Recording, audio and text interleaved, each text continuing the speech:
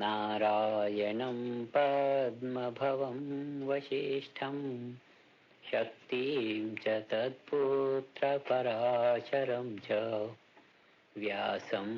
शुकं गौडपदं महान्तं गोविन्दयोगीन्द्रमथास्य शिष्यम् श्रीशङ्कराचार्यमथास्य पद्मपादं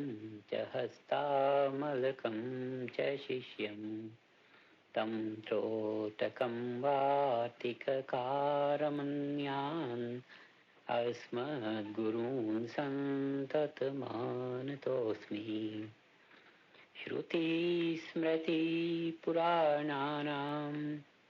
आलयं करुणालयं नमामि भगवत्पादं शङ्करं लोकशङ्करम् शङ्करं शङ्कराचार्यं केशवं बादरायणं सूत्रभाष्यकृतौ वन्दे भगवन्तौ पुनः पुनः यद्द्वारे निखिलानिलिम्पपरिषत् सिद्धिं विधत्ते निशं